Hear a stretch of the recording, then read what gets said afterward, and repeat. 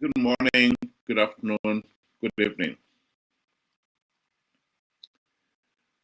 The Zimbabweans' failure to hold the ZANU-PF thugs and the Triple C MDC sellouts to account, whilst the nation poverty speaks volumes of our own failure to believe in ourselves. You cannot be master of your own destiny when you do not even believe in yourself. This is a problem that is a cultural problem that is in us as a people. I'd like to play to you a short video clip of the passion and this belief, self-belief in we must hold leaders to account, as shown by the recent football results here in the UK and Liverpool's performance, and how young Liverpool supporters are demanding that the manager must be held to account. You know, I don't care. I don't fucking care. 3-0 at home to Nottingham Forest. Cheers for the memories, Onslaught. But it's time to go. Onslaught has to go. 3-0 anymore. Cheers for the memories, Onslaught. But you must go. I think that self-belief is in their culture, is in their blood. Nations that believe in themselves and have the confidence to hold their leaders to account are doing very well. What we have in Zimbabwe is a totally different culture. We have a country in which millions are living in abject poverty. I've said on this platform, and I'll say it again, Zimbabwe is a failed state.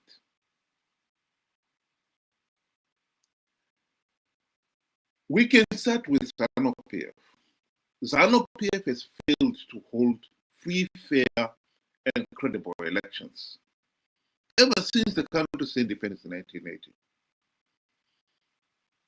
And the only time we came to holding free, fair, and credible elections was in 2008, when SADC had pressurized the regime to implement the democratic reforms, forcing the regime to hold the nearest what we've ever got to free, fair, and credible elections. And when the regime realized that they were losing those elections, Mnangagwa and Chiwenga stepped in to stop the results being declared. This is what happened in 2008 as being related by the Dr. Ivo. I also know that Mugabe conceded defeat on 2008. He phoned Mbeki and Obasanjo to concede defeat. I hope that Thabo Mbeki and Obasanjo will one day make that public. But one of them, I won't say which one, told me that Mugabe phoned them that Saturday night and said, look, I lost the election and I conceded defeat. And I know that Mugabe stuck to his guns. I was prepared to go. His wife was since bags packed to go somewhere. on the following day when Mnangagwa approached him and said, "You stay where you are." And then they contrived the runoff, sadly with the help of South Africa. And runoff took place, very violent. 360 people were killed. The South African, I came here as part of a delegation to Cape Town to see members of the ANC. I don't want to mention names, they're my friends. I saw them, and through them, a cabinet committee of set up on the Zimbabwe issue. It was on the basis of that cabinet committee that South Africa did not recognize the runoff. And indeed, it was the basis of that committee that Thabo sent the generals to South Africa, to Zimbabwe. I met them, and I was one of the few to have read the report, because I was flying to Joburg in the company of General Romano, who was a friend. He passed away. No? That's why they had lost their hands in the violence to the South African embassy in Harare. And Romano broke down in tears. How can a liberation movement treat its people like that? He was a... That is the tragedy of Zimbabwe. The same individuals who masterminded the Operation Mafutera Papi of 2008, which was to blatantly deny the people a meaningful say in the governance of the country, have since became leaders. Their president and vice president, respectively.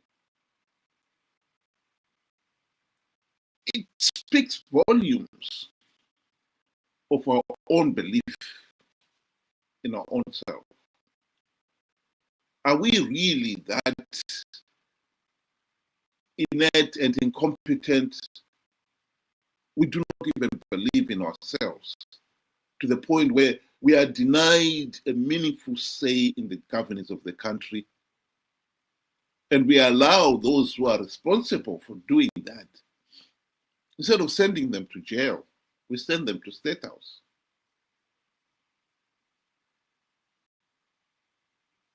We deserve, nations get the government they deserve. We cannot deny that in Zimbabwe we deserve this tyrannical regime. The people of Zimbabwe, to be fair to them, have made the decision to risk everything to elect MDC leaders. And they made this decision as far back as the late 1990s.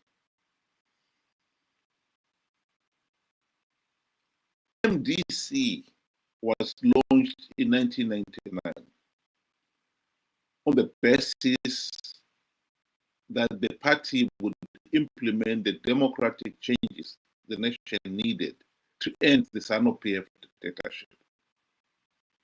That was the basis. We cannot run away from the fact that 25 years later, ZANU-PF is still able to rig elections. Why? Because in those 25 years, including the 5 years in the GNU, the MDC leaders have failed to implement even one token reform to stop ZANU-PF rigging the elections. That is the reality. They had the golden opportunity to implement those reforms during the GNU. They sold out. Why we, the people of Zimbabwe, have failed to realize that is one of the greatest disappointments.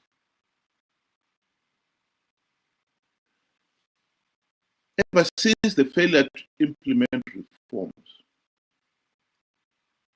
the MDC participated in flawed elections and made their followers believe they can win rigged elections.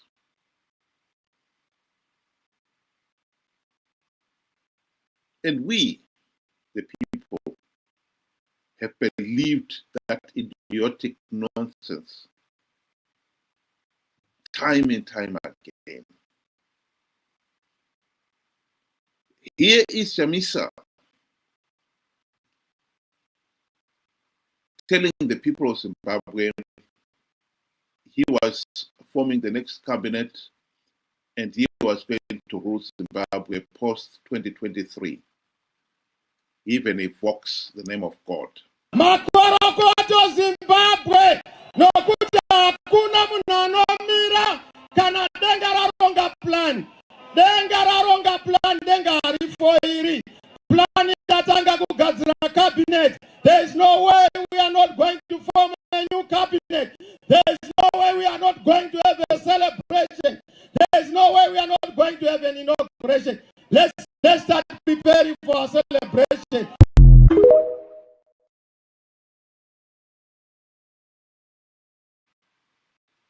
Chamisa was lying. And I, for one, find it extremely frustrating that 2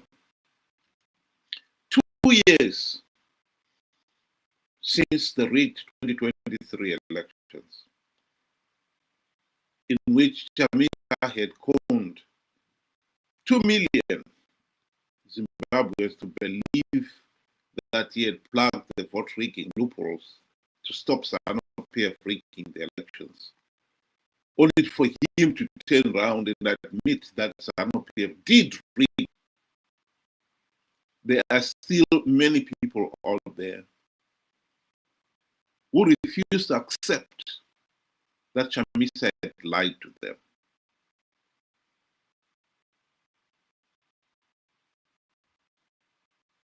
If you say that you have plugged the vote rigging loopholes, hashtag God is in it, it is God's plan. Then the next thing you say, ZANU-PF has rigged the elections. The two cannot be equated. When you say you plug the vote rigging loopholes to stop ZANU-PF rigging the elections, so when you said it the first time, you were lying. You even invoked the name of God. And yet some people are so, they've got this personality cult mentality, where we should hold our leaders to account. But because of our personality cult mentality, these people cannot do that.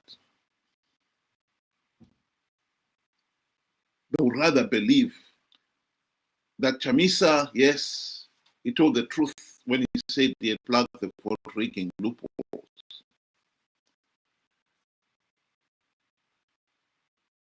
And when he is admitting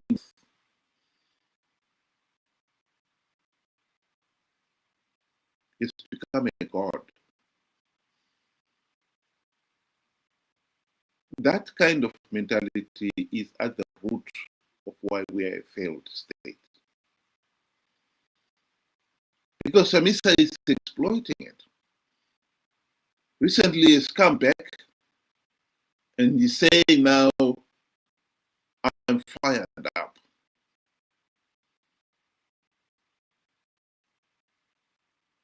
So you want to tell me that the last 25 years you were not fired up?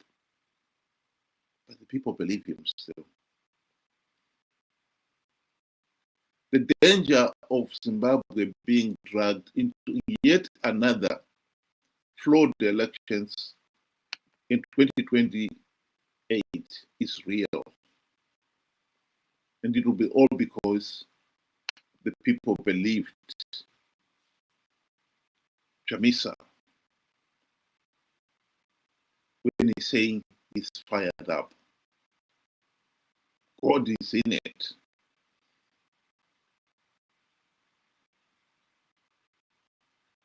It is a pity that as a people we have failed to govern ourselves.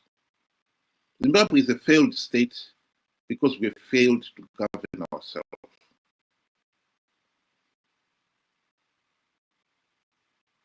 Zimbabwe is a failed state to account. When a leader has failed, you hold them to account. And in the case of the Liverpool supporters, they're demanding that the manager should be fired. If he's not going to improve the situation, he should be fired.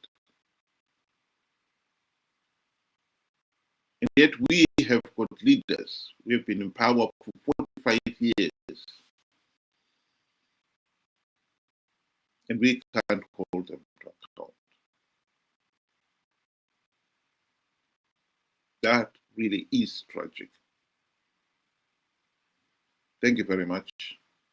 Have a good